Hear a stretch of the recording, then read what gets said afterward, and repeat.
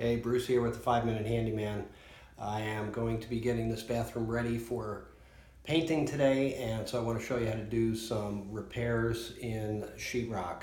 These are all minor kind of repairs, but they need to be done if you want to get a good finished product. Let me show you some of the hardware. So here's what we're looking at. We've got some holes from a towel rack, and we've got some other imperfections and blemishes in the sheetrock. There was about a 1-inch square hole that was behind the mirror, and so we're going to patch that as well. Let me show you what we want to do when we're getting ready to decide whether we need to modify the defects prior to spackling or patching them.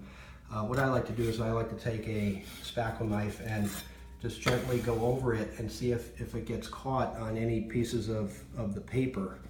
And if it does, then that means I need to push that in. So I'll use just the back edge of my spackle knife, and I'll make a dimple around where that area is. And then this way, when I spackle it, I'm not going to have any paper sticking up through my repair. And I'm just doing a very light pressure here just to get it to dimple in, that when I go over it, it doesn't grab at all. Okay, and same thing with this defect. Just want to push it in, make sure that it's smooth. For this bigger hole, what we're going to do is we're going to take some mesh tape, and we're going to stick it on top of that.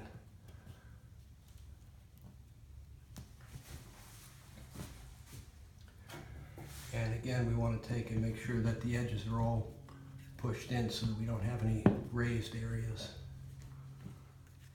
Okay, so now for my spackle mix, what I'm doing is I'm using a 5-minute patching compound, and I like to use this because this hardens up in 5 minutes without having to wait all day for it to set up. So I'm going to start over here, and basically I'm going to just take and put it on, push it into the holes because I want to displace any air that might be in there, and then do a clean wipe. And once that sets up, I'll come back and fill those little dimples. Each of these repairs, it's the same kind of thing. You want to make sure that it gets in tight, and then just wipe it clean.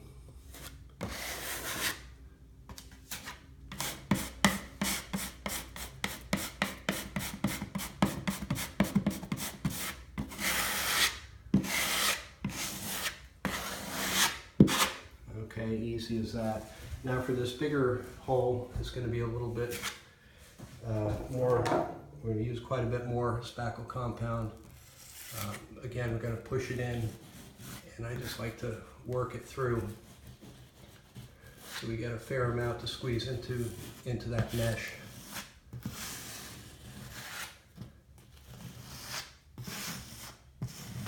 Okay, so now once we get the spackle on, we're gonna need to just kind of feather this out.